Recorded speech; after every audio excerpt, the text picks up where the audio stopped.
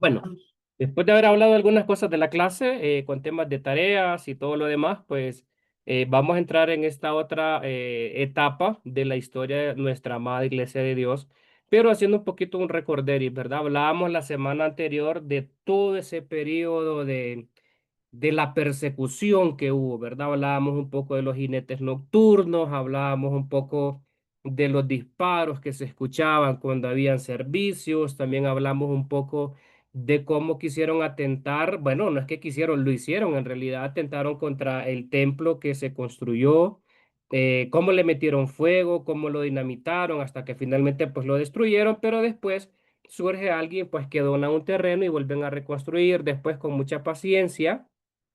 Igual como pues hubo muchas situaciones difíciles en cuanto a lo que fue la persecución y por querer impedir, ¿verdad? ¿Se acuerdan que también hablábamos un poco de esos términos peyorativos que se utilizaba para las personas que iban a la iglesia, que decían que eran lunáticos, que estaban locos, o que también eran un tipo de personas que eran idiotas, ¿verdad? Si lo registra el libro, que son términos ya bastante ofensivos y bastante peyorativos. La iglesia de Dios, la Unión Cristiana en aquel entonces, pues de alguna manera se sobrepone a todas estas situaciones, sale adelante, pero empieza un periodo de estabilidad, vamos a decirlo. Perdón, pero se complican con una etapa que creo yo que fue la parte más oscura de nuestra Iglesia de Dios, que es la época de lo que es el fanatismo, ¿sí? Esto es importante porque desde 1884, Spurling y aquel grupo de hombres, ¿se acuerdan que empiezan en la época del decaimiento a buscar algo en 1886, buscan el avivamiento en 1886, siguen trabajando hasta que la iglesia se estabiliza, entra el tema de la persecución y todo lo demás, pero llega lo que es el fanatismo. Y aquí el escritor hace un quiebre bien interesante y un análisis que a mí me llama mucho la atención porque el análisis que hace el autor del libro es que, pues, la Iglesia de Dios, la Unión Cristiana en aquel entonces, sabe cómo hacerle frente a los enemigos externos, es decir, enfrenta todas aquellas situaciones difíciles externas, es decir, fuera de la Iglesia, pero descubren otro nuevo enemigo y otro obstáculo que está dentro de la iglesia, ¿sí? Y surge lo que es el fanatismo y empiezan a darse un montón de cosas bastante raras y bastante extrañas y complejas, voy a decir, y aquí es como yo les menciono, para mí, ¿verdad? Es como la época oscura de la Unión Cristiana, donde cae en este hueco y cae en este bache. Pero vamos a decir, eh, vamos a darle respuesta. ¿Qué es el fanatismo? Desde su lectura, desde su apreciación, ¿qué creen ustedes que es el fanatismo? Para ustedes, ¿qué será? ¿Qué es eso? Alguien que abra su micrófono y me dé su opinión. Amén, pastor. Yo pienso que Sí. es como alguien que se va a los extremos. Mm. Ok, muy bien, sí. Alguien que se va a los extremos. ¿Qué más?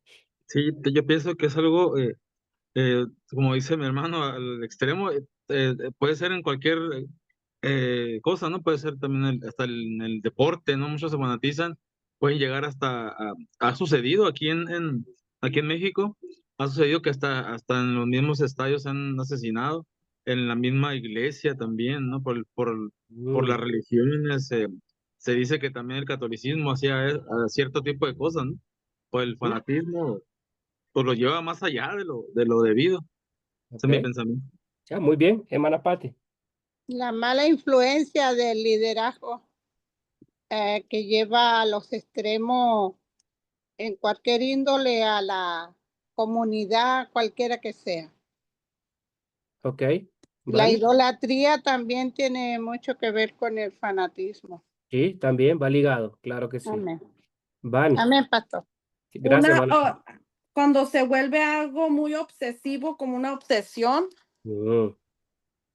Ok, muy bien. Miren qué interesantes todas las opiniones que ustedes dan y cada una de las cosas que ustedes acaban de decir es como que se confabulan, ¿verdad? Hay temas de idolatría, hay temas de obsesión, hay temas de se nubla el juicio, hay temas de comportamientos equivocados. Y bueno, alguien por ahí mencionó también el fanatismo religioso, ¿verdad? En muchas ocasiones, perdón, se cae en este tema de lo que es el fanatismo, pero vamos a ver. ¿qué respuesta encontramos nosotros? Miren qué interesante esta definición.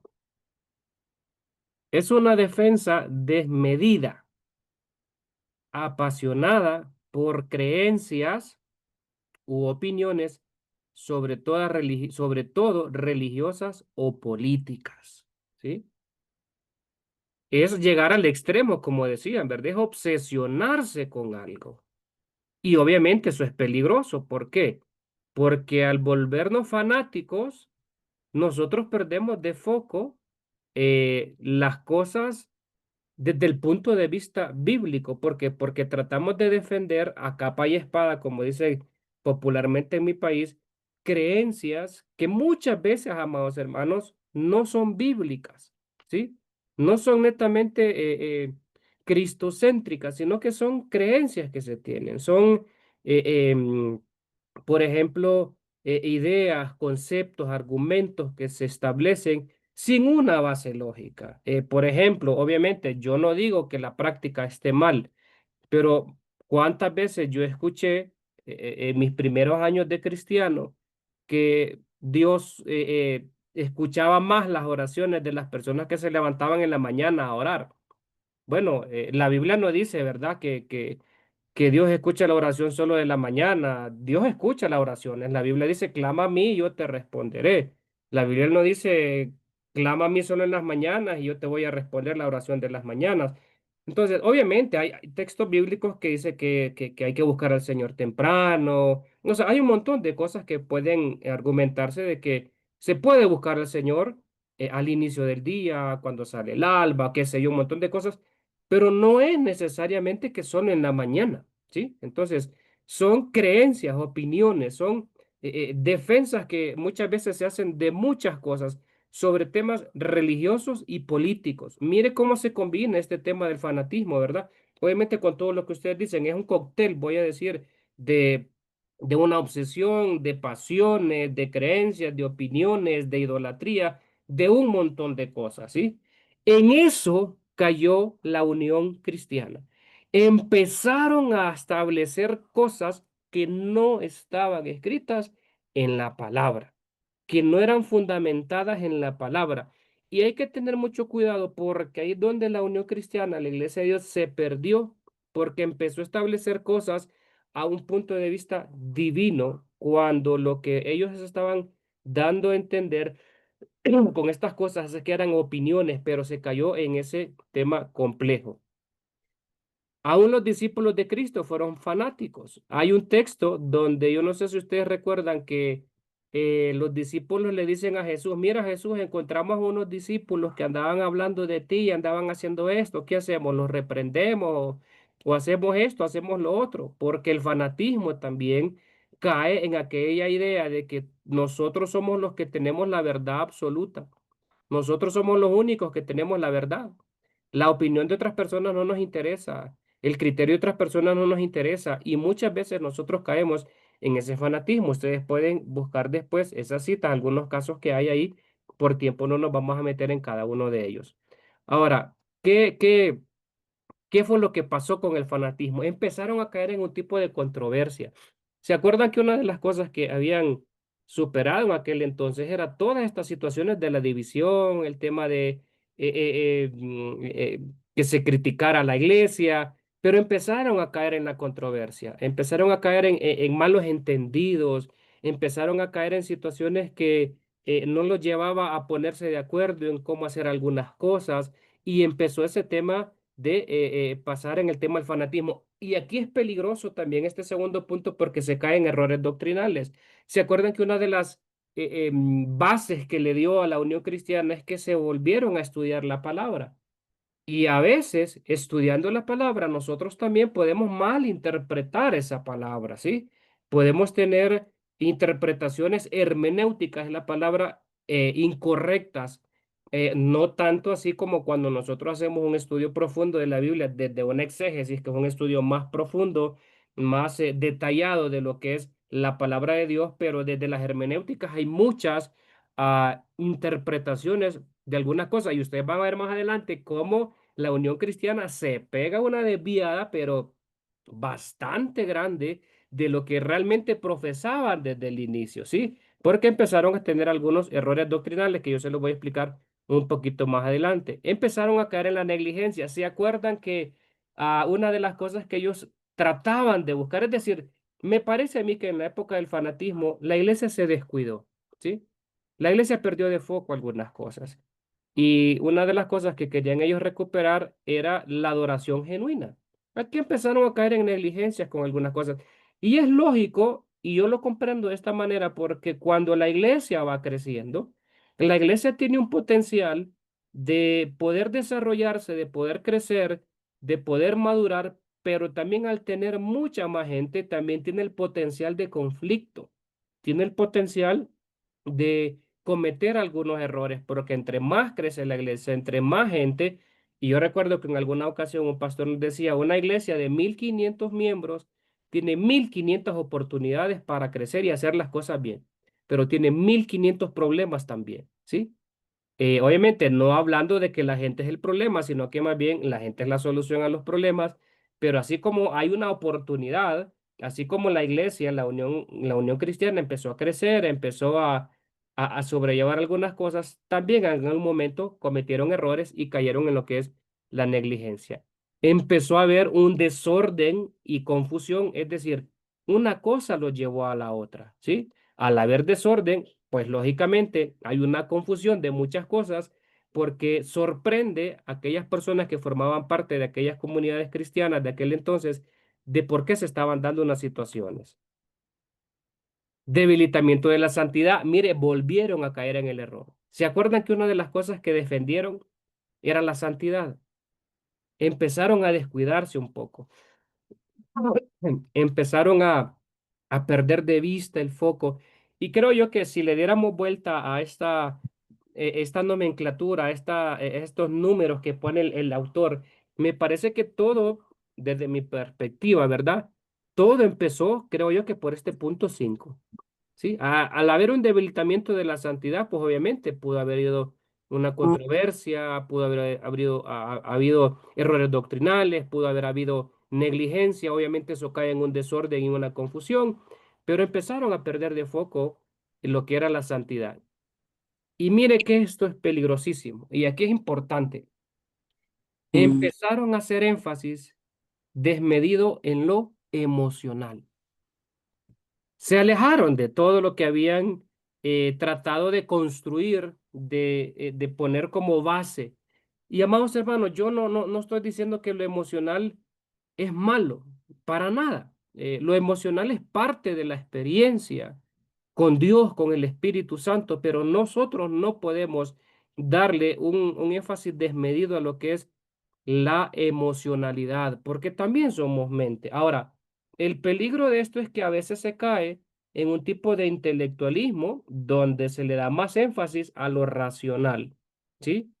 En este caso, la Unión Cristiana cayó en el énfasis desmedido en lo emocional. Y ese es un terreno bien peligroso porque a mí me parece que lo que debe existir es un equilibrio entre lo racional y lo emocional, es decir, lo cognitivo y lo emocional. Ah, Hay un teólogo que dice que es importante que nosotros podamos comprender por lo que es la iluminación las verdades bíblicas en nuestra mente para que fecunden nuestro corazón desde nuestras emociones. Nosotros pensamos, entendemos, asimilamos las verdades de Dios y esas verdades de Dios, al ser comprendidas, el Espíritu Santo las implanta en nuestro corazón, las siembra en nuestro corazón y hay una reacción, ¿sí? Pero el equilibrio. En este caso, la Unión Cristiana se enfatizó más en lo que es lo emocional. Y yo no sé si a ustedes les ha pasado, bueno, en una ocasión nosotros tuvimos una experiencia bien particular porque hicimos un retiro de jóvenes, ¿verdad? En su momento. Y pues en los tiempos de administración, pues nosotros pues nos metíamos con Dios y resulta que había un chico que él se ponía sus audífonos, ¿verdad? En aquel entonces que eran de vincha, los que ya tienen sus añitos recordarán que se ponían aquí esto y lo otro.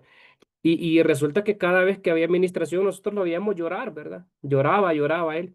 Y decíamos, Dios mío, ¿cómo el Espíritu Santo lo está ministrando a este chico? ¿Cómo lo está tocando?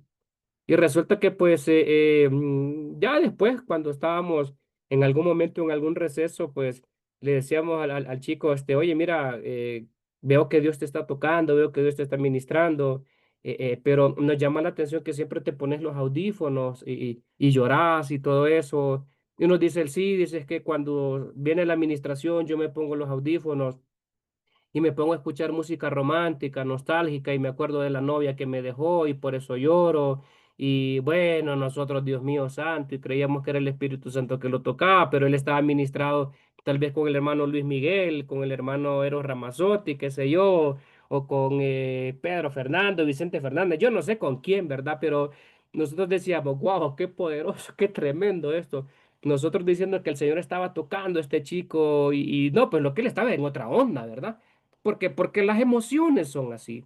Yo no sé si a ustedes les ha pasado, pero en algún otro momento también yo recuerdo otras experiencias cuando estábamos en la iglesia, pues yo tenía un grupo de jóvenes que me decía el líder, Gerardo, dice, ponga esta canción porque con esa yo lloro fácilmente, ¿sí? Yo siento que con esa puedo llorar más.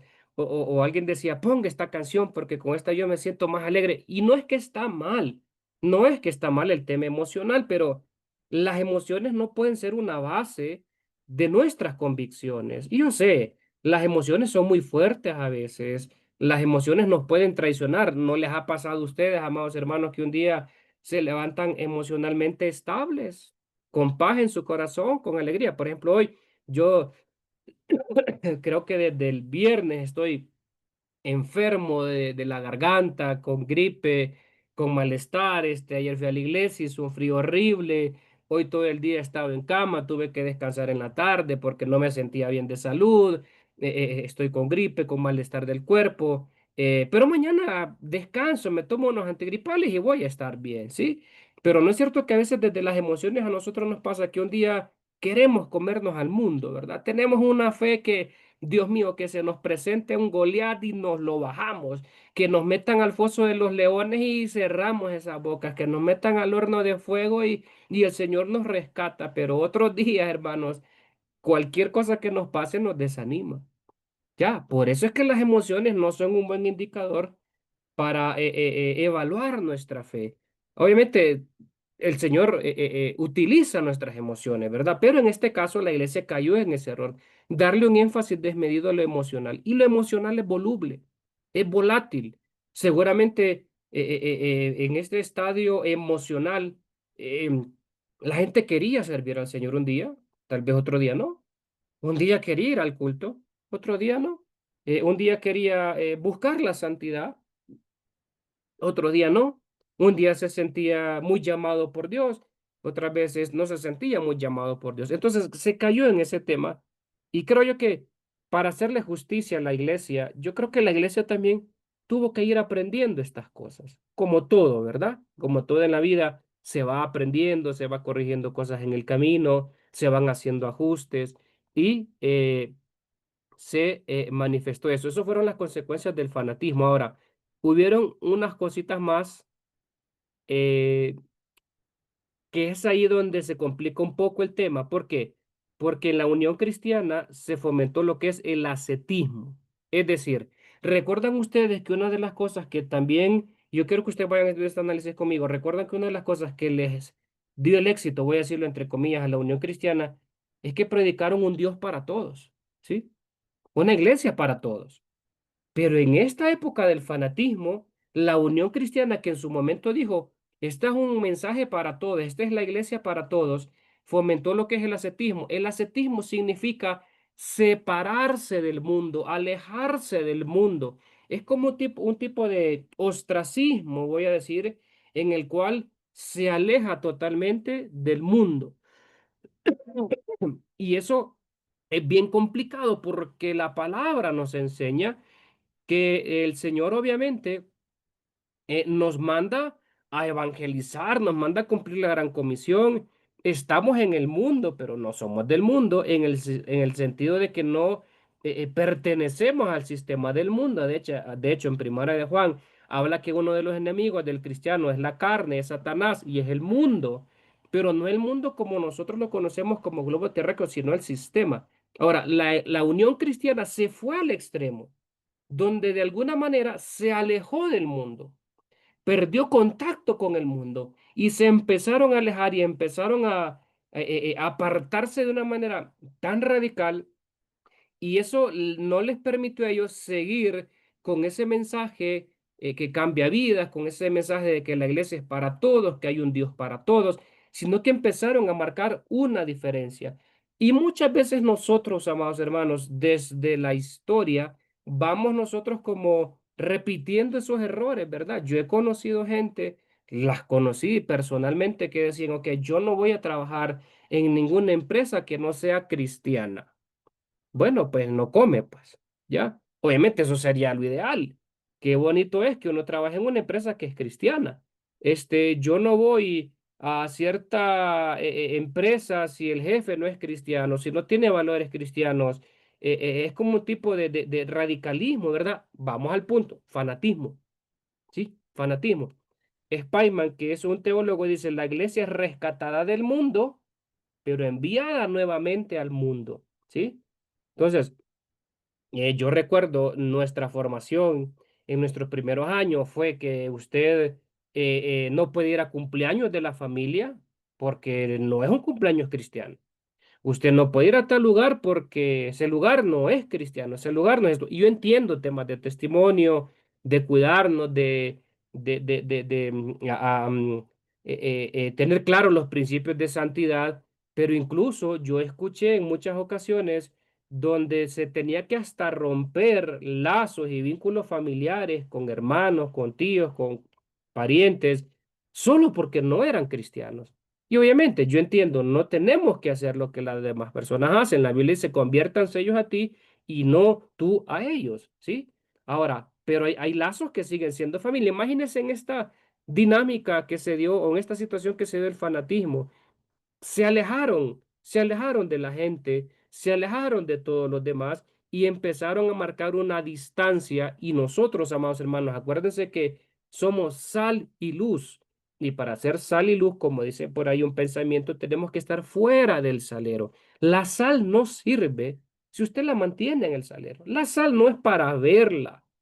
La sal no es para observarla, es para degustarla, es para sacarla del salero y que le dé sabor a la comida, le dé sabor a los platillos. Esta unión cristiana se quedó como sal en el salero. Se alejó, se alejó del mundo, se alejó de lo que un día dijeron, esta es una iglesia para todos. No, ahora parece que la iglesia solo era para unos cuantos. Solo era para un grupo selecto que tenía que apartarse de todos los demás. Ya no era un Dios para todos, era un Dios para ellos, ¿sí? Entonces se fomentó mucho ese tema. Mire este tema interesante. Se volvieron más estrictos que la palabra de Dios, ¿sí? Volvemos al punto. Eso es fanatismo. Empezaron a establecer cosas que la palabra no dice. Yo no sé, amados hermanos, qué cosas ustedes han escuchado que se establecen como principios, ¿verdad? Como por ejemplo, yo recuerdo mucho, de hecho, tuve un par de experiencias con algunos amigos, con una amiga en Puerto Rico que, bueno, a mi esposa le encanta mucho ir al cine, a mí no tanto, pero bueno, o iba. Y resulta, amados hermanos, que a esta amiga nosotros la queríamos invitar al cine, ¿sí? Ella pertenece a otro concilio. Deme un momentito, perdón. A nosotros nos gustó ir al cine y nosotros la invitamos a ella. Y resulta que ella nos decía, no, porque es que la Biblia dice que yo no debo sentarme en silla de escarnecedores. Y ella creía que la silla de escarnecedores era la del cine, ¿ya? Y ella decía, la Biblia eso dice. Y cuando uno va al texto, cuando uno ve el verso bíblico que dice que no nos sentemos en sillas de escarnecedores, es decir, no nos sentemos en sillas de aquellas personas que se burlan de los demás que ofenden a los demás. Y cuando uno va al cine, los que han ido al cine saben que a uno no lo dejan ni hablar en el cine. Es más, nos callan cuando hablamos. Entonces, esa era una norma demasiado estricta, ¿verdad? En Honduras, yo conocí personas que me decían, no, es pecado jugar fútbol, ¿sí? Porque jugar fútbol es como jugar con la cabeza del diablo, ¿sí? Y yo decía, pero caramba, ¿dónde está eso en la Biblia? ¿Dónde dice la palabra que jugar fútbol es malo? Yo recuerdo que yo tenía amigos con los que íbamos al gimnasio algún momento y nos decían, alguien, no, la Biblia dice que el ejercicio físico para poco aprovecha y es cierto, ¿verdad? Pero la Biblia no dice que, no, es que es pecado que hagamos ejercicio, sino que más bien deberíamos de hacerlo. Mejor estaríamos de salud nosotros si hiciéramos ejercicio y cuidáramos el templo, porque los cristianos descuidamos esa dimensión, ¿verdad? Física. Pero, ¿qué otras cosas ustedes han escuchado también eh, de de esas normas más estrictas que la palabra, ¿verdad? Que dicen, wow, bueno, ¿recuerdan ustedes un famoso predicador que después cambió el discurso, que dijo que la televisión era la caja del diablo? ¿Sí recuerdan ustedes eso? Y después, ese predicador salía en la caja del diablo predicando. Y le preguntan y le dicen, oye, pero mira, tú dijiste en algún momento que la televisión era la caja del diablo. La Biblia no dice nada de eso, ¿verdad? Y ahora sales predicando. Y él dice, sí, lo que pasa es que el diablo, yo me le metí a la caja y prediqué desde la caja del diablo, ¿sí? El diablo me dejó entrar a su caja, ¿ya? Entonces, cosas, ¿verdad? Que se dicen. ¿Qué cosas han escuchado ustedes como esas normas, parámetros que a veces se vuelven más estrictos que la misma palabra de Dios, ¿verdad? Que no están ahí, ¿sí? ¿Qué cosas han escuchado ustedes? ¿O eso solo pasa en nuestros países de Centroamérica, qué sé yo, o aquí en Ecuador? A ver, hermano Aarón, y después David. Sí, bueno, yo en otra iglesia donde no asistía, sí nos prohibían, por ejemplo, si alguna persona o inclusive familiar, no era convertido, era, era una prohibición, ¿no? Estar ahí porque si no nos íbamos a contaminar, ¿no? De Ok. todo eso, porque era una contaminación del mundo que nosotros no deberíamos estar ahí, ¿no? Ujú. Eso es lo que nosotros con- nos, nos negaban, ¿no? La asistencia hasta con la propia familia, ¿no? Pero pues se supone que debemos enseñarles el evangelio, ¿no? Como dice usted ahorita, ¿no? Ser la sal, pero Sí, sí, sí hay ese tipo de iglesia, ¿no? Eso les pasa. gracias, sí, de acuerdo. Miren, hermanos, Aarón me hizo acuerdo de esto. Una vez yo estuve en El Salvador. Fui a sacar una clase que tenía que sacar de mi licenciatura en Ministerio Pastoral Urbano y recuerdo que, pues yo joven, ¿verdad? Más joven todavía, obviamente me voy casual. Y resulta que el pastor me dice, bueno, hermano, predicar en la iglesia y todo está bien, yo predico, no hay problema. Yo voy listo, ¿verdad? Me voy con una camisa casual, obviamente no estaba mal vestido. Pero yo llego y el pastor me queda viendo raro, ¿verdad? Pero yo no le paré mucha bola, digo yo, bueno, no sé, ¿qué será? Y yo lo miraba incómodo al pastor y que algo me quería decir y yo digo, ¿será que el Señor lo inquietó para que me diera una palabra, esto y lo otro? Y yo lo miraba bien nervioso a él, ¿verdad? Pero me dice, mira, hermano, yo quería decirte algo, sabes que aquí todos los predicadores que vienen a ministrarnos, es obligatorio que usen corbata, me dice. Y perdón que tú no usas corbata y eso me va a generar un problema con la congregación porque tú no vienes con corbata y no sé cómo decirte eso. Y le mire, pastor, tranquilo, no se preocupe. Predique usted. Yo fresco, no hay ningún problema. Entonces después yo me quedé pensando, ¿verdad? Obviamente yo no le dije nada a este pastor, pero yo me quedé pensando, ¿acaso la palabra habla de que yo debo subirme a un altar con corbata? Y yo me puse a pensar, hermano Aarón, ¿será que la unción está en la corbata? O sea, la unción de la corbata, va ahí, ve, señor, tócalo y con la corbata. Y mire, yo tengo décadas de no usar corbata, ¿va? Y aquí en la iglesia yo predico de manera casual, ¿verdad? Porque los tiempos cambian, obviamente siempre respetando las normas de ética y de formalidad y los protocolos, pero no uso corbata. Tengo décadas de no usar corbata. Pero la palabra en ningún momento dice que yo tengo que ir a ministrar con corbata. ¿Ya?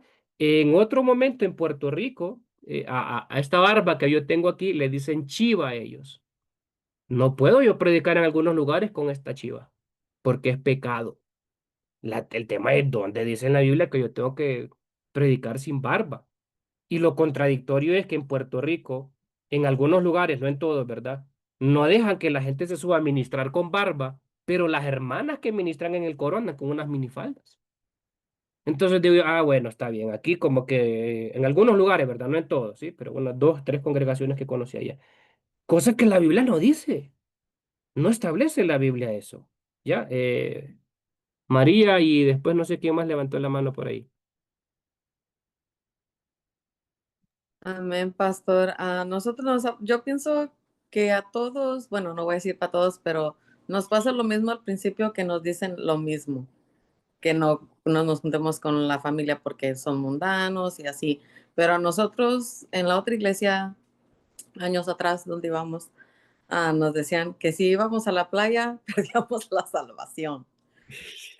De hecho, un sobrino mío salió de la cárcel y dijo, yo quiero ir con ustedes a la iglesia y obvio no tenía ropa, fue en short como abajo de la rodilla y rápido le llamaron la atención y dijo, yo ya no quiero regresar aquí. Sí, ya no regresó, pero pues gracias a Dios se sigue congregando en otro lado y son, digo, pues como errores que cometemos a veces por el fanatismo, pero Sí, más que nada yo digo, como alguien me dijo, necesitamos aprender la palabra, estudiar la palabra de Dios para que no nos pasen esas cosas. sí. Y María, me hizo acuerdo de otra experiencia también, en una ocasión, ¿verdad? En Puerto Rico, había un profesor que, bueno, allá está la playa por todos lados donde ustedes vayan hay mar. Y resulta que en una ocasión hacen un paseo, ¿verdad? Y allá obviamente usted va con ropa de playa, va con ropa de playa, pero me causaba gracia porque este profesor nos decía, yo me fui con ropa de playa. Pero un montón de hermanos ahí internos, con corbata, con saco, con gabán, en aquella calor y en la arena. Y yo le decía, pero ¿y qué vienen a hacer aquí con esa ropa?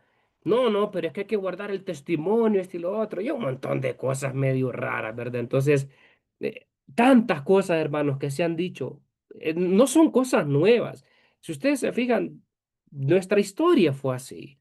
Hay muchas cosas que se fueron complicando en el camino. ¿Por qué? Porque se volvieron más estrictos que la palabra. Y a mí me parece que de alguna manera, cuando nosotros nos volvemos más estrictos que la palabra, caemos en lo que es el legalismo, ¿sí? En un tipo de fariseísmo, voy a decir, ¿sí? Porque a veces nosotros, qué sé yo, por nuestros prejuicios, por nuestra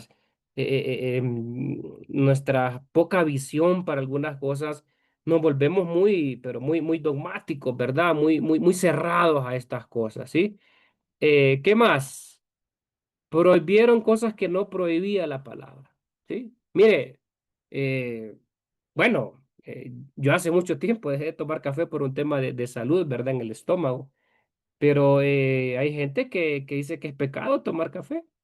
Bueno, yo no he encontrado nada en la Biblia que diga eso, ¿verdad? De hecho, hay otras religiones que hablan de que es pecado tomar café, que es pecado comer carne, que es pecado ir a unos lugares, pero la Biblia en ningún momento prohíbe cosas tan radicales como nosotros a veces las planteamos, ¿verdad? Por ejemplo, ir a un estadio a ver un partido de fútbol, ir a un concierto cristiano, comer cierto tipo de comidas, usar algunas cosas, qué sé yo, personales, manejar algunas situaciones, ¿verdad? Entonces, hay que tener mucho cuidado con eso porque el fanatismo nos puede llevar a todas estas cosas. Miren, lo que le mencionaba, no se podía comer carne. Y ahí nos ponen un serio aprieto, ¿verdad? Porque ¿a quién no le gusta comer carne? ¿A quién no le gusta una buena carne ahí? Nosotros que somos centroamericanos, una buena carne asada con frijol, queso, plátano, chismol, unas tortillas, un buen café. O sea, ¿quién no quiere comer eso? ¿Sí? Pero no se podía comer carne. A veces, amados hermanos, el fanatismo lo que hace también es, como hablábamos, ¿verdad? Hacer malas interpretaciones de los textos. ¿Recuerdan ustedes que en la Biblia también hubo un problema ahí con este tema de la comida? Que Pedro pues dice, no, esto es sacrificado a los ídolos, y hay todo un tema ahí. Y Dios se le aparece, el Señor se le aparece en una visión y le dice, no llames inmundo lo que yo ya santifiqué. Y por otro lado, también la hermenéutica de Jesús, lo que contamina al hombre no es lo que entra, sino lo que sale, es decir, lo que tenemos adentro. Y el fanatismo va hacia eso, ¿verdad? Por ejemplo, el del fanatismo, uy, qué pecadora el hermano Aarón, qué pecadora la hermana María, sí, pero ¿qué tan pecador soy yo? ¿Qué tan pecadora es la persona que está haciendo la crítica? Y a veces, amados hermanos, a mí me preocupa mucho la gente que todo el tiempo está criticando, porque yo solo hablo como profesional. A veces la gente que critica mucho es como que ve reflejado en otra gente su mismo problema. No, es que la hermana María es chismosa. La hermana María es muy habladora. Y capaz que el que es hablador o es habladora soy yo. Sí, estoy proyectando una conducta. Al verla en otra persona me fastidia porque soy yo el criticón, soy yo el chismoso. Entonces, a mí me preocupa mucho la gente que todo el tiempo está criticando todo. Porque digo yo, ¿quién sabe si esa crítica puede ser una autocrítica para él mismo? ¿Sí? Ya, y entonces, mire, no se podía comer carne, cosa que la palabra no prohíbe, ¿verdad? No podían comer dulces. La única, digo yo, explicación que yo encuentro por la cual no se puede comer dulce es porque daña los dientes, ¿verdad? Si no hay una buena higiene dental o porque puede subir, qué sé yo, el azúcar, la glucosa, no sé. Pero díganme ustedes, amados hermanos, cierro la clase, aquí se acaba esto. ¿Dónde la Biblia dice que usted no puede comer dulce? Deme un tan solo texto. Uno. Ya, aproximado, pues, aproximado por ahí, que diga que usted no puede comer dulces. Sea, yo no sé de dónde sacaron esas cosas, ¿verdad? Yo no sé de dónde se les ocurrieron esas cosas. Y bueno, como les menciono, yo estaría en serios problemas si estuviera en esa época, porque aquí en mi casa, mi esposa y mis hijos les encanta comer dulces. Uy, son dulcerísimos, como dicen. Son golosos, tienen una caja llena de dulces que ellos le llaman la caja de la felicidad. Y ahí están comiendo dulce, yo atrás de mis hijos, ¿verdad? Porque están pequeños, lávense bien los dientes, todo el tiempo están pidiendo dulces, como todos los niños, no porque ya comieron suficiente. Yo los dulces no me gustan mucho, pero la palabra no dice, la palabra no dice que es pecado comer dulces. Entonces yo digo, ¿de dónde se sacaron esto? ¿Qué escucharon? ¿Qué interpretaron? ¿Qué se imaginaron? No sé, no sé. Sí, Marlene. Entonces, yo tengo una pregunta. Ajá. Toda la vida, desde que estoy pequeña, dicen que es que los cristianos no podemos comer, yo no sé cómo le dicen en su país, pero Morcilla sí, ajá, de eso, sangre. morcilla, sí, sí, sí. Que porque Jesús, porque es sangre y que la Biblia dice que no debemos de comer sangre. Sí, de Entonces, acuerdo. entonces eso sí es cierto. Sí, pero está en el Antiguo Testamento, no en el Nuevo Sí, Testamento. sí, sí, correcto. Bueno, no sé exactamente, pero por eso, desde que yo tengo uso de razón, Ujú. de que soy pequeña en la casa, pues siempre no, en mi casa nunca, pues no sé, bueno, Sí, pues de hecho yo no, lo he no, escuchado y lo han dicho muchas veces, sí. pero no es un, entonces sí es cierto que no podemos comer, de hecho yo nunca le he comido por lo mismo, pero, y creo que a este punto tampoco la comería, pero es algo fanático o sí es cierto. Sí, es que es caer un poco en el fanatismo. ¿Por qué? Porque miren, amados hermanos, aquí hay un tema muy importante. Lo que Marlene menciona, es importante señalarlo. Hay muchas cosas que están en la Biblia y se dijeron y son correctas, pero acuérdense que son del Antiguo Testamento que no aplican para nosotros, ¿sí? Acuérdense que nosotros estamos en un periodo de la gracia. Entonces, si nosotros aceptamos, Marlene, y perdón que ponga el ejemplo así claro, ¿verdad? Si nosotros aceptamos el no comer morcilla, también tenemos que aceptar todos los otros mandamientos que hay en el Antiguo Testamento, como por ejemplo, Ujú, y lo voy a decir así con mucho respeto, cada vez que la mujer viene a su menstruación, por 40 o 80 días tiene que ser inmunda y alejarse de todo el mundo. Y todo lo que toque está contaminado. Es decir, tiene que irse a Alaska, tiene que irse a una isla, ujú, cosa que no pasa. Entonces, si sí. nosotros aceptamos algo, tenemos que aceptarlo todo. Y eso no es una medida para nosotros. Usted puede comer morcilla. De hecho, yo he comido, no me gusta, no me gusta. Hay un plato aquí en Ecuador que lleva sangre, que es morcilla, que ese sí me gusta. Lo como de vez en cuando.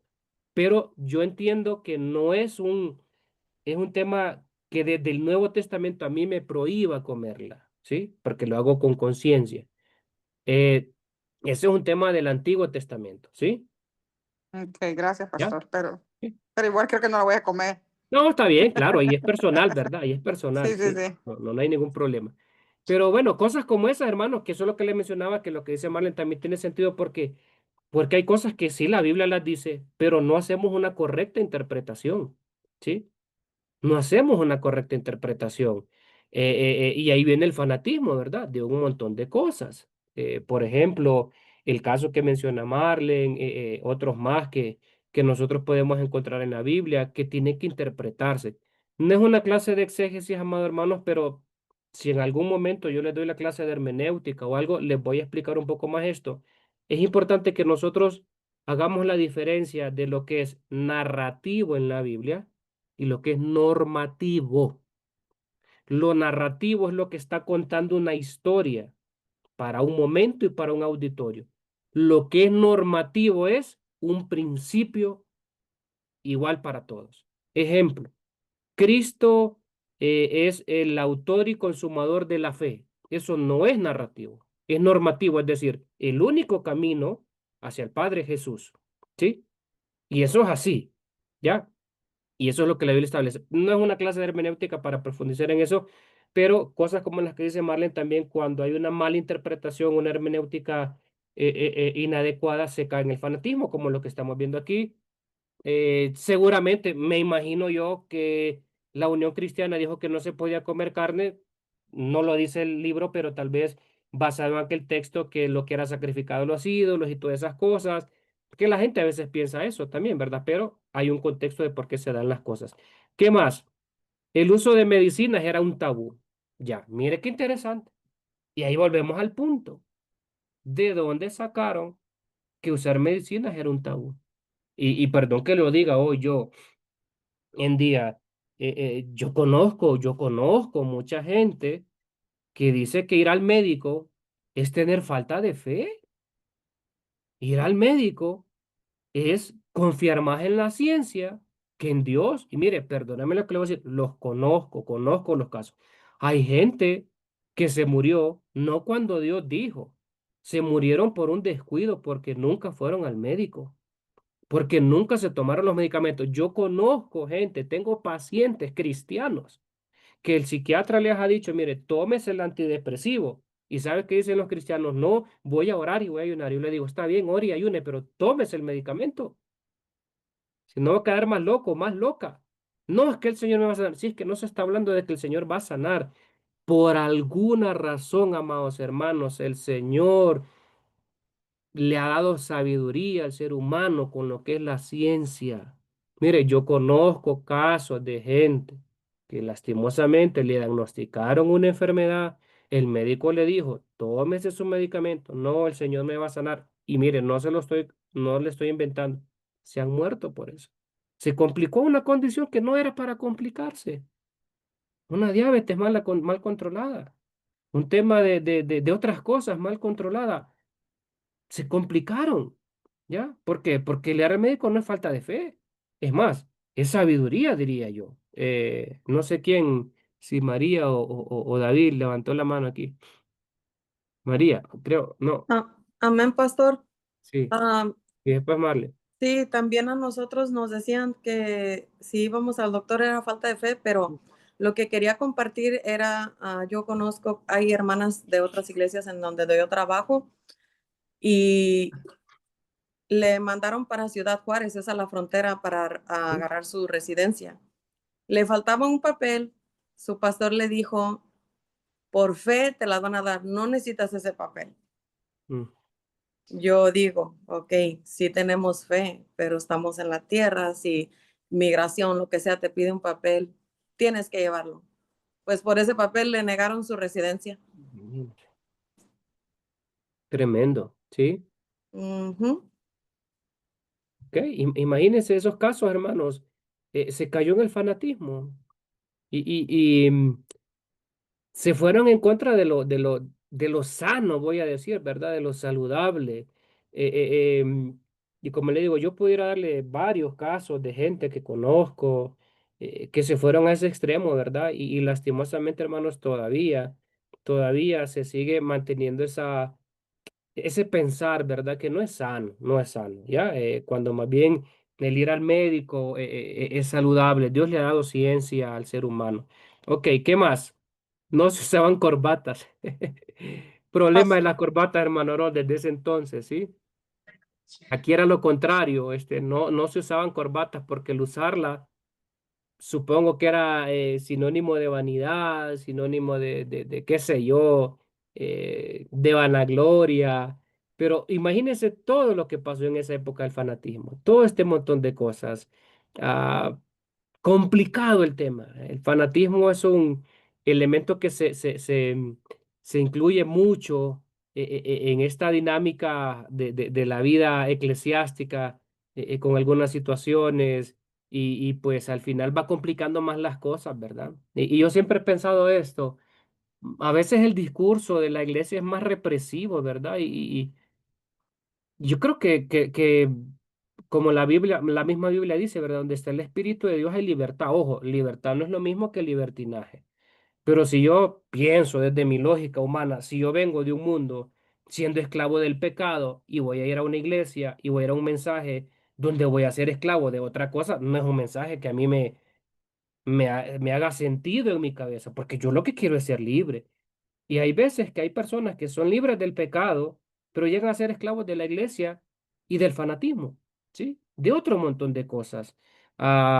Cuando el verdadero mensaje tiene que ser un mensaje de libertad, donde está el Espíritu de Dios, hay libertad. Ojo, insisto, no es un tema de libertinaje. No estamos hablando de eso, es otra cosa, ¿verdad? Entonces, miren cómo se da todo ese tema de lo que es el fanatismo. Déjeme ver si muevo esto. Ok. Miren, ay, es que esto, déjeme ver cómo muevo esto. Bueno, aquí es que, pues, déjeme ver. Ok, aquí el otro elemento del fanatismo para las mujeres, amados hermanos, era que no se podían cortar el cabello. Las damas mire, no se podían cortar el cabello ni arreglárselo, sino usarlo libremente hasta la cintura. Bueno, yo no sé qué tan cómodo es eso para las mujeres, ¿verdad? Y yo no sé si esa idea la sacan también de que la mujer se le dio el cabello en vez de velo y toda una argumentación bíblica puede haber ahí, pero hasta la cintura, ¿sí? Libremente. Yo no sé, ¿verdad? Cómo hacían las mujeres en ese tiempo para verse más o menos arregladas, peinadas, verse bien, ¿verdad? Pero igual, la Biblia no establece nada sobre eso. Y mira aquí se cae en otro tema que es que creían que entre más drásticos fueran, serían más como Cristo. Ay, amados hermanos, y ahí nos metemos en un serio problema, porque recuerdan ustedes las palabras de Jesús cuando dijo, en esto conoceréis que son mis discípulos, en que os améis unos a otros. No era porque tan drásticos eran, no era porque tan radicales eran con algunas cosas. No era porque tenían ciertos protocolos y ciertos rigores para manejar algunas cosas. No era para eso. ¿Sí? No era para eso. Entonces cayeron en esa situación de volverse muy, pero muy radicales. ¿Sí? Muy, pero muy radicales. Imponían ayunos interminables. Fíjense que en una ocasión, obviamente esto no es parte de nuestra historia, ¿verdad? Pero obviamente parte de lo que dice nuestro gobierno de disciplina, que lo estuve viendo un rato antes de dar la clase, leyendo, repasando algunas cosas. La Biblia habla de las disciplinas espirituales, ¿sí? Claro, y ustedes saben cuáles son las disciplinas espirituales, ¿las recuerdan? ¿Cuáles son? ¿Qué? ¿Cuáles son?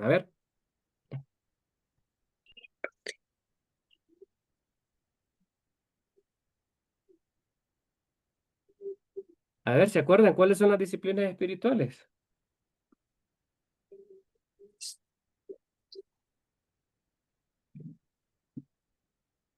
A ver, alguien que me ayude a recordarlas.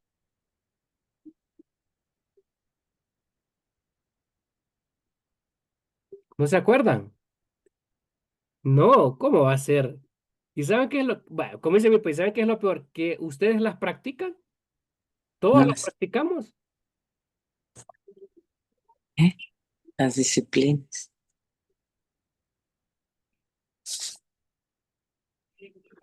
Yo pienso que es el ayuno, la Muy oración, bien. son parte de esos, ¿no? El ayuno, la oración, la lectura de la palabra, el congregarse. Esas son las disciplinas espirituales, ¿sí? Y todos hacemos eso, ¿verdad? Todos ayunamos, todos oramos, todos leemos la Biblia, todos nos congregamos, ¿sí? Ahora, el tema aquí, amados hermanos, es que esta gente se fue al extremo. Imponían ayunos interminables. Y mire, lo que les quería mencionar, en algún momento leí lo siguiente, que había una familia, de hecho creo que la procesaron a esta familia. Había una familia que iba a una iglesia, no iglesia de Dios, ¿verdad? Una iglesia cualquiera. Y esta iglesia era, esta familia era muy religiosa, muy fanática es la palabra, muy fanática. Y resulta que esta familia se puso a ayunar, pero resulta que ellos metieron en ese ayuno a sus hijos, especialmente a un niño muy pequeño. Creo que el niño tenía 3, 4, 5 años máximo. Y lo metieron a ayunar al niño.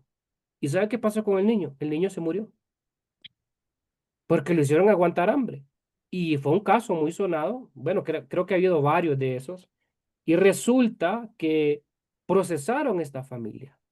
Y yo digo, ahí es donde a veces a nosotros los creyentes nos dan en la cabeza, ¿verdad? Bueno, obviamente nos meten a todos en el costal, pero esta familia cayó en un tipo de fanatismo y lastimosamente pagaron muy caro esta situación. Y con el tema del ayuno, amados hermanos, yo como pastor he entendido esto. Hay gente que no puede ayunar. No puede ayunar porque tiene una condición de salud, ¿sí? Porque necesita un medicamento.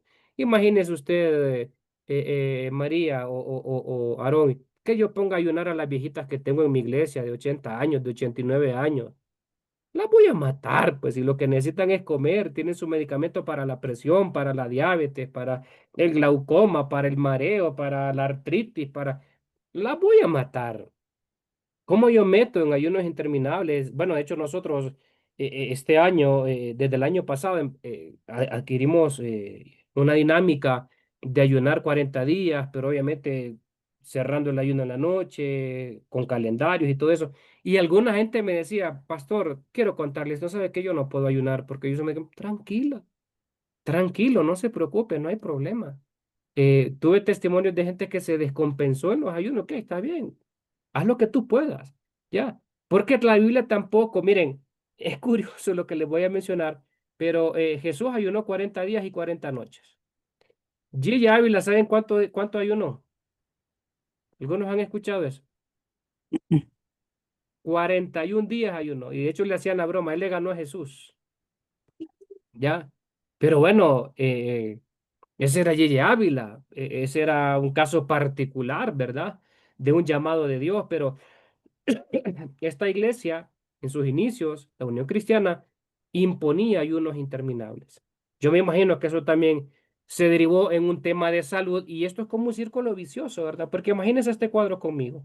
Imponen ayunos interminables. La gente se enferma, pero es pecado que vayan al médico. Entonces, al final, perdónenme la expresión que es muy hondureña, fregados, fregados, porque imponían grandes ayunos, la gente se enfermaba y cuando se enfermaba no podía ir al médico porque tenía falta de fe. Entonces, complicada la situación. Sí, María.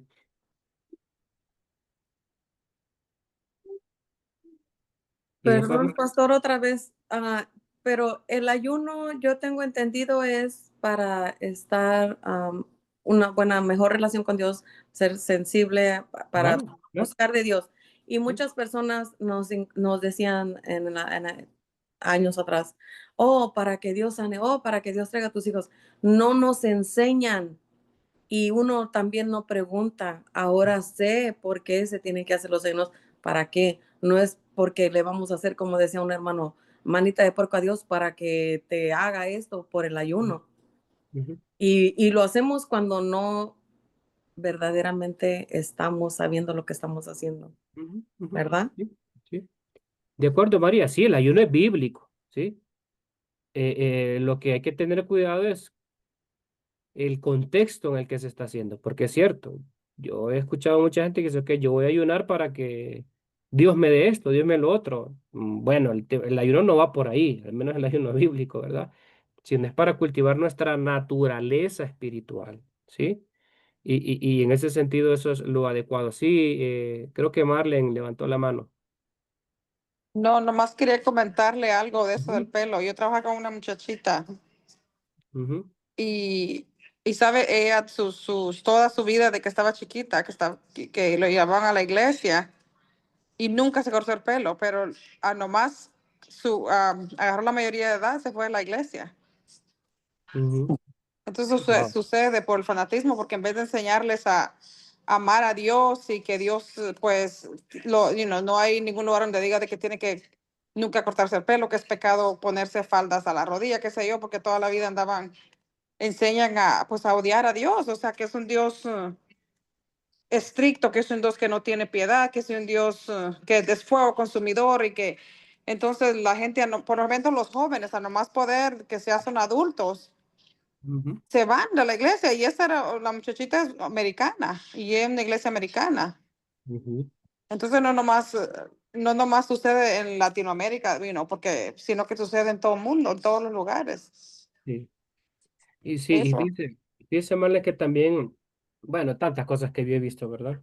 Obviamente yo no conozco el mundo, ¿verdad? Pero Ujú. bastantes cosas he visto yo de mi experiencia como misionero, como pastor, como maestro. Yo recuerdo en una ocasión eh, que un esposo me decía, pastor, ayúdame a hablar con mi esposa. Ayúdame a hablar con mi esposa. Pero dice, ¿por qué? ¿Por qué? Porque mira, mi esposa no se arregla, no se arregla. Y perdónenme la expresión, no se baña, no se rasura las piernas, no se lava los dientes. Y cuando se hablaba con esta persona, si es que hay cosas que Dios nos dio, hablando del tema del vello, ¿verdad? Que si Dios no lo dio para que creciera, nosotros no debemos de cortarnos el vello del cuerpo, no importa dónde salga. Yo decía, bueno, ese es un fanatismo, es una creencia, la Biblia no habla de esas cosas, ¿ya? Entonces, en ese sentido, se imponen muchas cosas, ¿verdad? Con unas ideas un tanto distorsionadas, bueno, no un tanto, bastante distorsionadas con algunas cosas, ¿sí? Entonces, eso hay que tener mucho cuidado, especialmente con este tema, ¿verdad? De lo que es eh, eh, eh, los ayunos interminables. Lo otro, amados hermanos, mire, por ejemplo, nosotros estando en Honduras, en algunas ocasiones, habían chicos que todo el día pasaban metidos en la iglesia, todo el día, y estaban haciendo cosas buenas, pero había momentos cuando le decíamos, oye, pero es bueno que tú vayas a tu casa también, tú tienes una casa, tú tienes un horario, ya, porque a veces se cae en el fanatismo. Y voy a llevarlo un poquito más allá, amados hermanos, lo voy a llevar más allá. Usted no tiene idea cuántas veces yo he recibido casos de personas, a veces mujeres que a mí me dicen, pastor, esposas de pastores, ¿verdad? Mi esposo parece que está más casado con la iglesia que conmigo. Pasa más tiempo con la iglesia que conmigo, que soy su esposa, y con sus hijos. Miren, yo en una ocasión, perdóneme lo que le voy a decir, pero esto es una clase, ¿verdad? Yo en una ocasión me quedé medio loco porque un profesor nos dijo a nosotros así, hermana Pate. Y perdón que lo diga, con temas pedagógicos, ¿verdad? Con fines pedagógicos.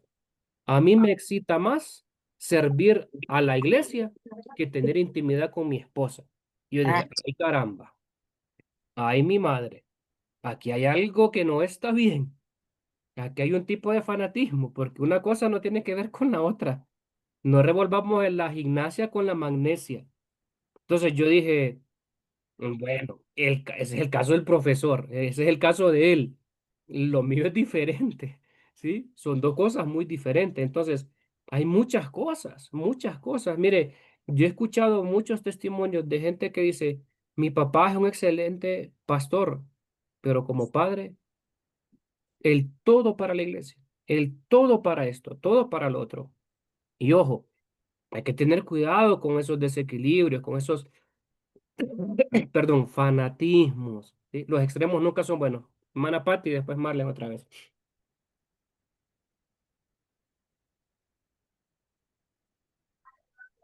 Ahora el micrófono, Mana Patti.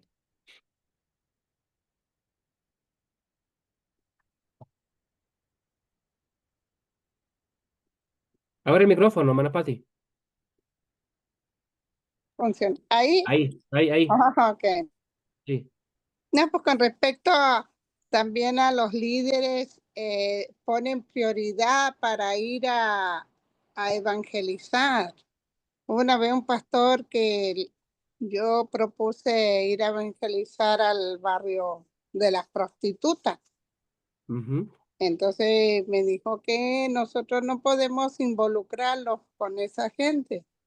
Entonces yo digo, bueno, Wow. vamos a los enfermos, vamos al necesitado, no queremos tener aquí pura gente muy nice en la iglesia. Tenemos que ir porque ahí hay madre, hay hija, hay hasta abuelitas, niñas universitarios prostituyéndose. Sí. Y ellos querían nomás barrios selectivos para ir.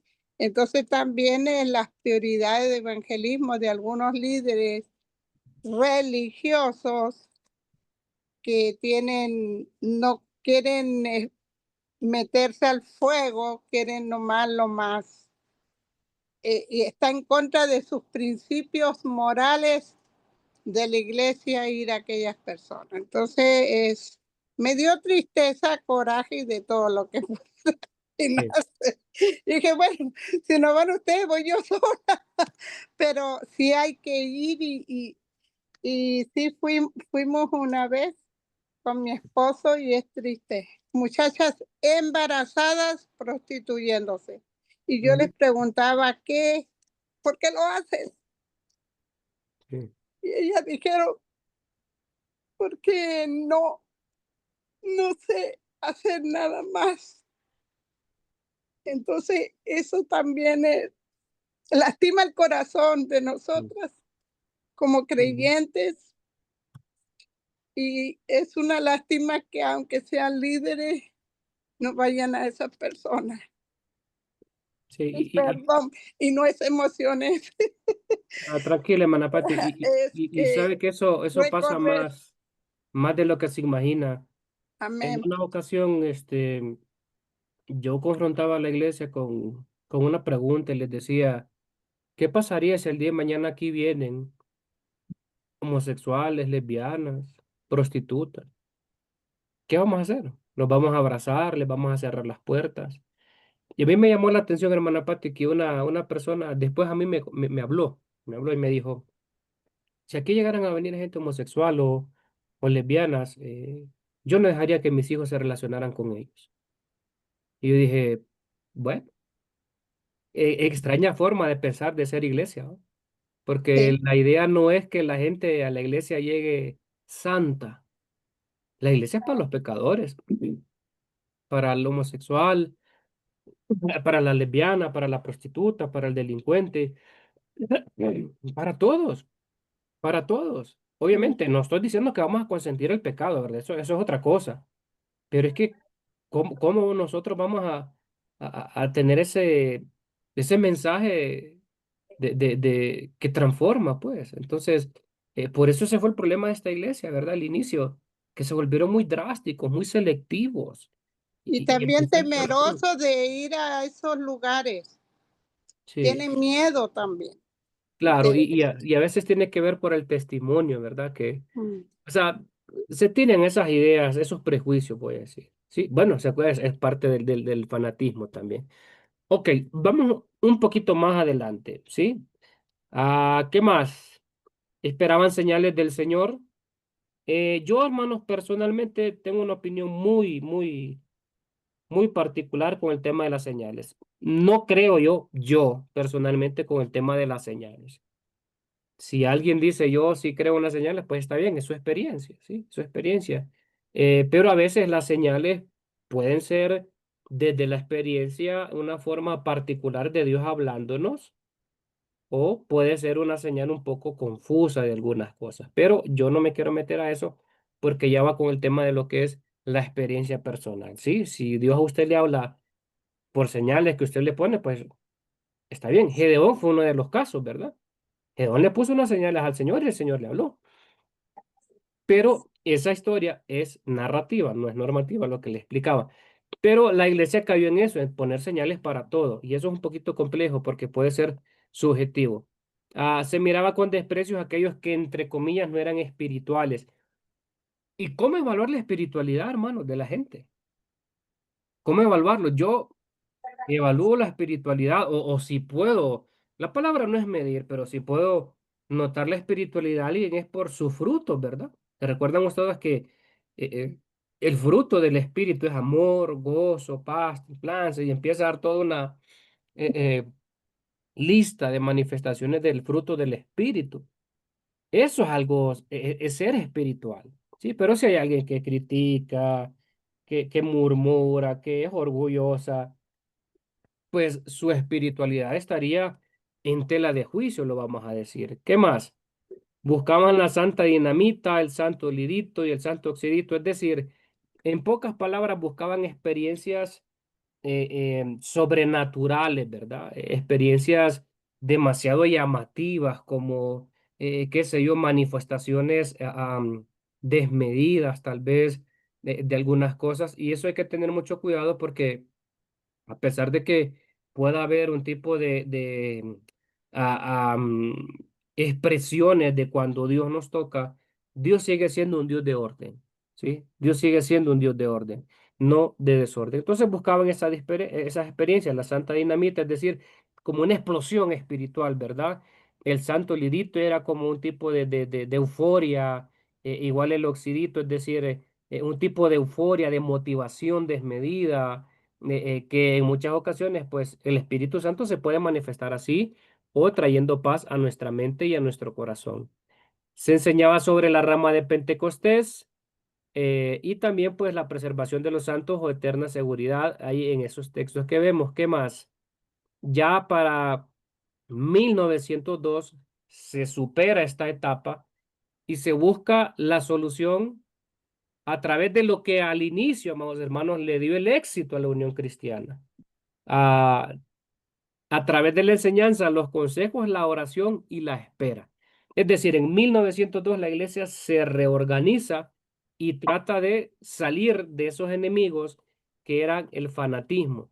Se propone estructurar la iglesia, vuelve como a recuperar el sentido, el norte, la idea de ser quienes querían desde el inicio. Una iglesia que recuperaba la santidad, o que buscaba la santidad, perdón, que recuperaba la adoración genuina, la iglesia para todos, el mensaje para todos, la enseñanza bíblica. Se trata de poner orden, es decir, ya no estar en aquel caos del fanatismo. Un grupo de hermanos se reunieron para restaurar el orden y el caos, ¿sí? Surge otro momento, la iglesia fue reorganizada el 15 de mayo en 1902 y aquí es importante porque ahí surge una transformación en la iglesia. Esa es otra fecha que ustedes deben tener en mente. Ya en 1902 la iglesia ya no se llama Unión Cristiana, sino que en 1902, después de pasar por el periodo del fanatismo, nace el nombre de la iglesia de la santidad, ¿sí? Esa fecha a usted no se le puede olvidar. 1902. ¿Te acuerdas que fue el 19 de agosto de 1886 cuando surge la Unión Cristiana?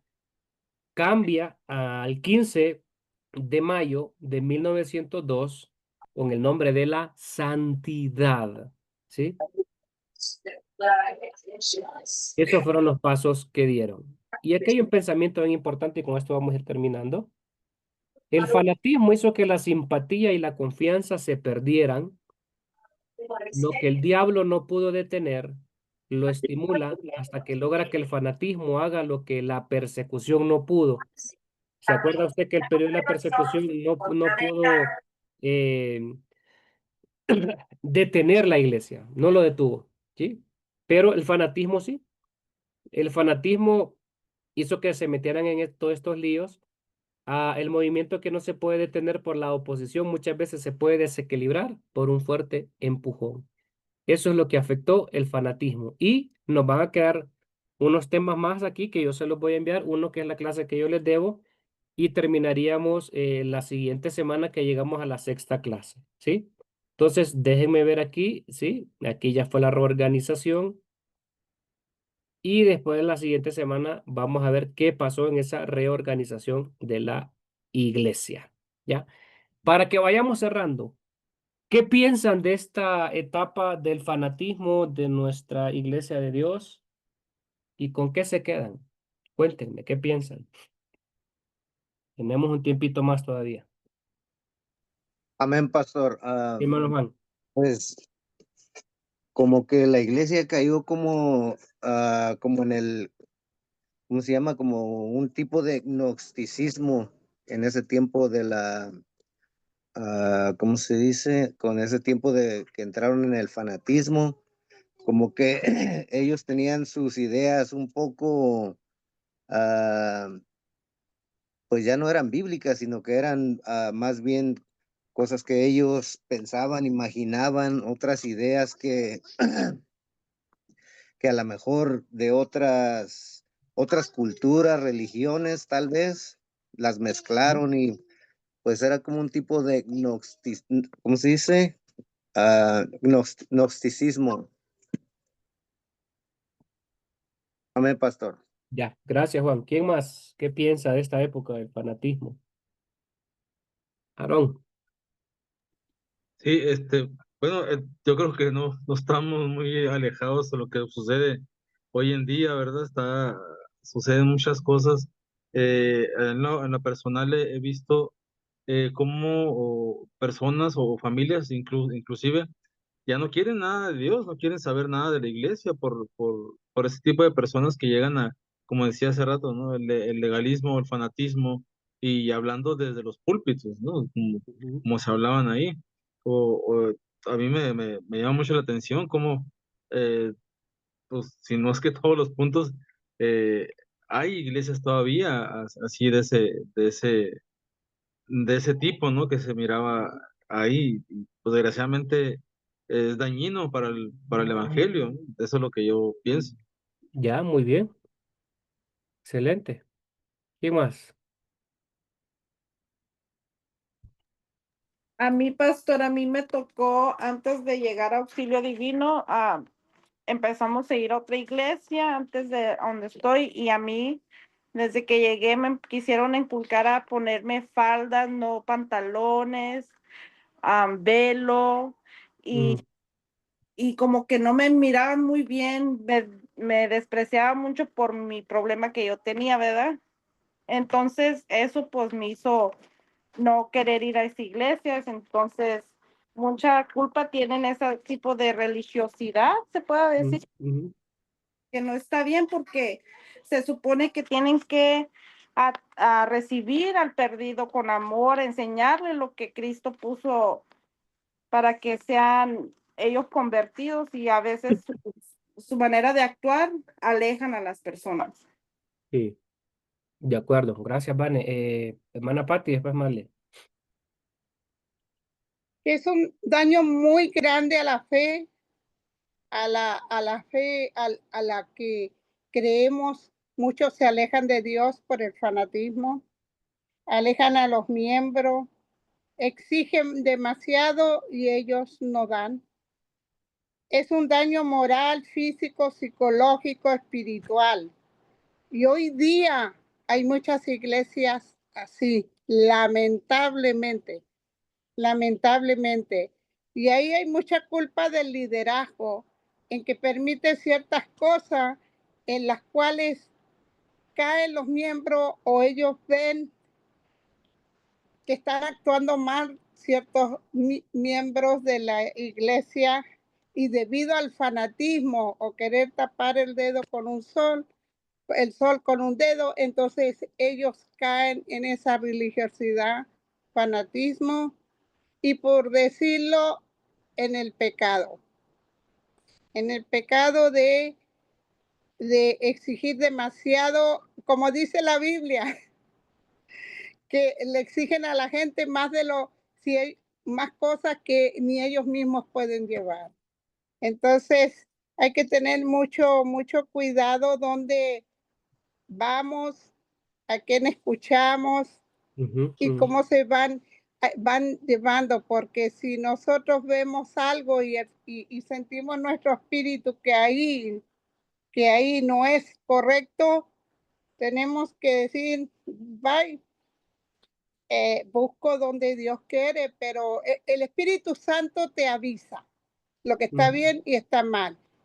Sí. Entonces, es también culpa de las personas que soporten eso, ese legalismo y ese fanatismo religioso que hace daño a la familia entera, imponiendo el ayuno ese de los babies. Solamente hay que tener 4 dedos de frente para decir esto no es correcto. Sí, Amén. de Eso es, acuerdo, pastor. ya, gracias. Marlen, Sí, pastor, es como, ¿cómo me explico? Es como muy confuso. Hay que tener mucho cuidado porque a veces cosas que le enseñan a uno, que se queda uno con ellos desde pequeño y piensa uno que es pecado, que esa es la manera de hacerlo.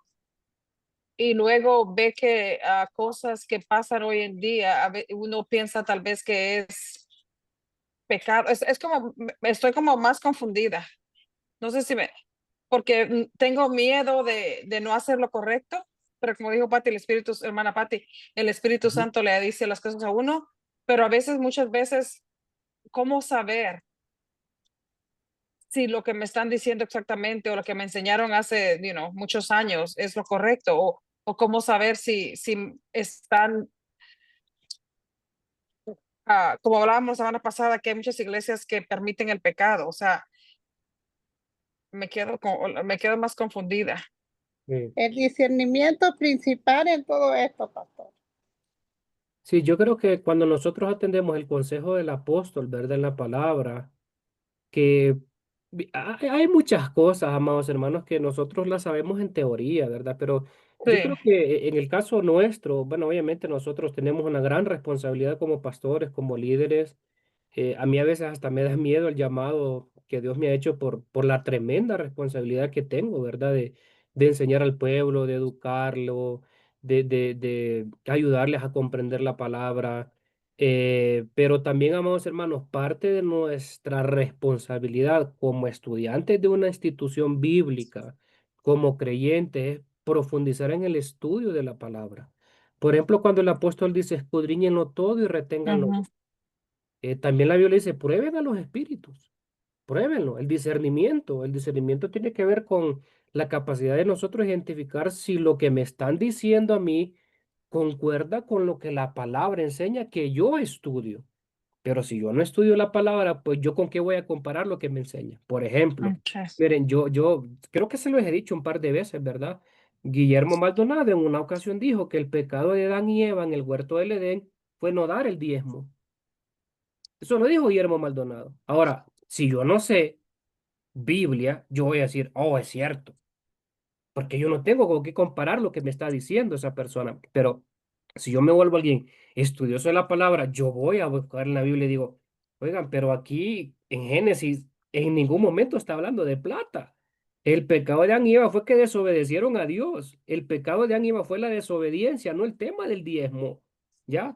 Entonces, de esa manera, Marlene, yo puedo aclarar mis pensamientos, aclarar mis dudas. Y obviamente en la Biblia dice que el Espíritu nos conduce a toda verdad también.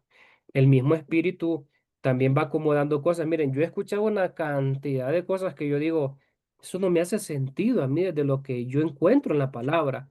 Y yo he escuchado una cantidad de cosas, ¿verdad? Como gente, conocí el caso de gente que, por ejemplo, hay un movimiento apostólico que lo que hace es vender coberturas y le piden una mensualidad para usted ser apóstol. Y yo digo, ok, ¿dónde dice en la Biblia que yo tengo que pagar mi apostolado? Si el concepto de apóstol es ser misionero, ¿dónde dice que yo tengo que afiliarme? ¿Dónde dice que yo tengo que andar un anillo y ser de la red mundial de apóstoles? La Biblia no dice eso. Entonces yo voy filtrando todas las cosas, ¿verdad? ¿Recuerdan ustedes aquellos cristianos, si no me equivoco, de Berea, que se les hablaba y ellos iban a las escrituras a ver si era cierto lo que les estaban diciendo? Entonces, todo lo que nosotros, yo en lo personal, mi filtro, amados hermanos, como decía Martín Lutero, mi última corte de apelación es la palabra de Dios. A mí me pueden decir un montón de cosas, puedo escuchar, pero ok, eso que me están diciendo, compagina con lo que la Biblia me enseña, ¿sí? Por ejemplo, como decía creo que María o no sé quién, ¿verdad? Se nos enseñó que el ayuno era torcerle la mano a Dios para que me dé algo a mí. Y miren, hay gente que ayuna para que Dios sane a algunas personas, pero desde el concepto bíblico, yo lo que veo es la soberanía de Dios, que es voluntad de Dios si Él sana o no sana. Y eso es duro. Eso es duro. ¿Por qué? Porque cuando yo voy a la palabra de Dios, es feo lo que voy a decir, pero al final Dios va a hacer lo que Él quiere, lo que nos conviene a nosotros, que no lo entendamos por doloroso que sea.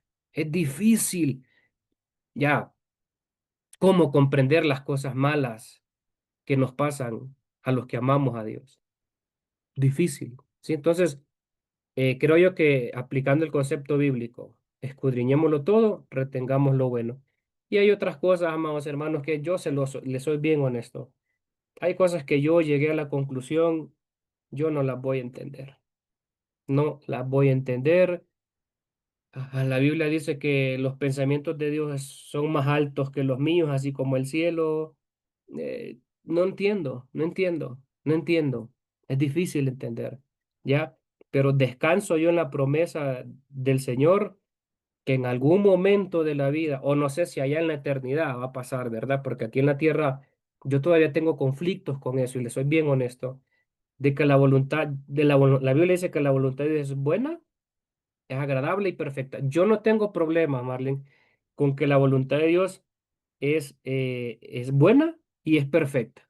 Con lo que yo tengo problema es que la voluntad de Dios muchas veces para mi vida no ha sido agradable, porque me ha removido cosas, me ha llevado a sacrificarme, me ha llevado a pagar un alto precio por el llamado. Yo digo, Señor, esta parte de tu voluntad no es muy agradable. Ejemplo, para mí no fue muy agradable estar en un país y que se murieran mis familiares en Honduras y yo no poder estar en su entierro, poder estar en procesos de enfermedad de mi familia. Eso para mí no es agradable porque yo estoy aquí cumpliendo la voluntad de Dios. Sé que es buena, sé que es perfecta, pero no es agradable. No me hace sentir feliz, me hace sentir triste, porque ustedes no saben cuánta gente a mí me ha tocado llorar a la distancia, familiares, amigos, y me he cuestionado muchas veces qué rayos hago aquí yo como pastor, cuidando a un montón de gente, pero no cuidando a mi familia en Honduras. Eso para mí no es agradable. Pero algún rato, espero yo allá en la eternidad, hermano Aarón, entender esa parte. Ahorita no la entiendo, especialmente cuando hay mucho dolor, ¿sí? Así que terminamos con esto, amados hermanos. Nos vemos la siguiente semana, que es la última clase. Yo les debo una clase que la voy a grabar y ya nos queda poquito, ¿verdad? Ya nos queda poquito y que el Señor les bendiga entonces, una buena noche, un abrazo, ánimo y a seguir adelante y a dejar de ser fanáticos, ¿verdad? Dejemos el fanatismo que Amén. todos en algún momento caemos en eso por ahí. Dios Amén. les bendiga. Amén. Dios lo Y bendiga. Amén. Dios gracias, les Buenas pastor, noches. bendiga. por Dios los bendiga. la Bendiga. Buenas noches respuesta. a todos. Bye. Bendiga. Bendiciones a todos. Dios les bendiga.